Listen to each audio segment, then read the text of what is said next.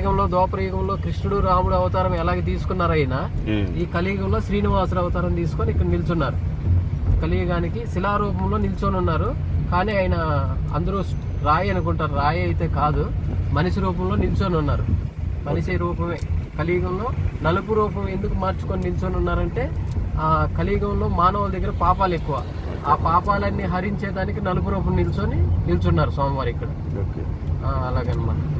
ఇంకా ఈ శేషాద్రి కొండ అంటే ఎవరు అంటే శ్రీశైలం కొండ, శేషాద్రి కొండ. ఆ శేషాద్రి కొండ ఎవరు అంటే గోవిందరాజ స్వామి, వెంకటేశ్వర స్వామి అన్నయ్య.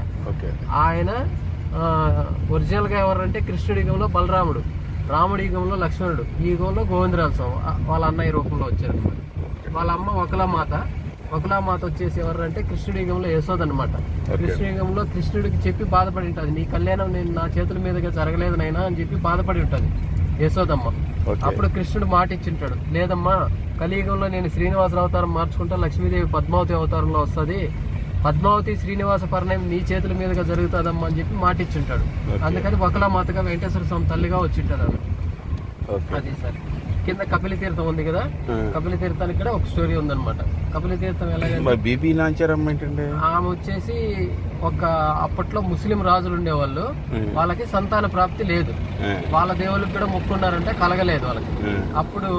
అప్పట్లో అడవుల్లో ఒక ఋషులు ఉండేవాళ్ళంట, వాళ్ళ పోయి అడిగారంట ఈ ముస్లిం రాజు, నాకు సంతాన ప్రాప్తి లేదు స్వామి ఎలాగంటే, అప్పుడు వాళ్ళు చెప్పారంట, మహావిష్ణువుకి లక్ష్మీదేవికి పూజలు వ్రతాలు నోములు చేసుకోండి, మీకు సంతాన ప్రాప్తి కలుగుతుంది అని చెప్తే అప్పుడు మహావిష్ణువుకి లక్ష్మీదేవికి పూజలు చేశారు వాళ్ళు. అప్పుడు లక్ష్మీదేవిలో చిన్న ముక్క వాళ్ళ కడుపులో వస్తుంది, బీబీ నాంచారమ్మగా పుడుతుంది. చిన్న ముక్క లక్ష్మీదేవిలో ఒక పార్ట్ అనమాట. బీబీ నాంచారమ్మగా పుట్టిన తర్వాత మళ్ళీ ఆమె పెరిగి పెద్దదయ్యి పెళ్లిడి వయసుకి వస్తుంది అనమాట. అప్పట్లో ముస్లిం వాళ్ళు ఉన్నారనమాట. అప్పట్లో గోవిందరాజ స్వామిని వెంకటేశ్వర స్వామిని వాళ్ళ పండగ ఏదో వస్తే పిలిచారంట, పండగకి రమ్మనేసి. వీళ్ళు వెళ్తారు, వెళ్ళి ఆ పండగ చూసుకున్న తర్వాత అక్కడ బీబీ నాంచారమ్మని చూస్తాడు స్వామివారు, వెంకటేశ్వర స్వామి చూసి మీ పిల్లని మాకు ఇవ్వండి అని చెప్పి, నాకు ఇవ్వండి నేను పెళ్లి చేసుకోవాలని చెప్పి స్వామివారు అడుగుతారంట. మేము ఇవ్వము, మీరు వేరు మేము వేరు, మీరు బయటికి వెళ్ళండి అని చెప్పి బయట పంపిస్తారంట. వీళ్ళు ఎలాగా బయట పంపిస్తున్నారు, వీళ్ళు ఎవరనేసి ఆమెని బీబీ నాంచారమ్మని చిన్న బొమ్మ చేసుకొని ఆయన టవల్లో కట్టుకొని నడుము కట్టుకొని తీసుకొచ్చేస్తాడు తిరుపతి. ఇక్కడ తిరుపతికి తీసుకొని వస్తే ఇప్పుడే పద్మావతమ్మ అలిగి కిందకి పోయి కూర్చుంది. ఆమెకి ఇంకా కోపం వచ్చేస్తుంది అని చెప్పేసి ఆమెను ఆత్మలో దాచేసుకున్నాడు.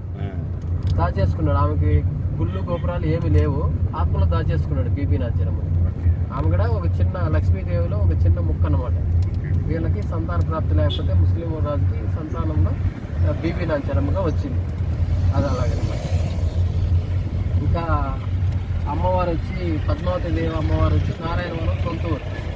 అక్కడ ఆకాశరాజు కూడా సంతాన ప్రాప్తి లేకపోతే ఆయన అగస్త్య మునుల వారిని పోయి అడుగుతాడు, నాకు సంతాన ప్రాప్తి ఉందా లేదా తండ్రి అని చెప్పి ఆయన అగస్త్య మునుల వారిని అడిగితే ఆయన చెప్తాడు, మీ కులదేవత అవనాక్షమ్మ ఆదిపరాశక్తి ఉంది, ఆమెకి పూజలు వ్రతాలు నోములు చేసుకొని అయినా నీకు సంతాన ప్రాప్తి కలుగుతుంది అని ఆయన చెప్తాడు అగస్త్య మునుల వారు ఆకాశరాజు.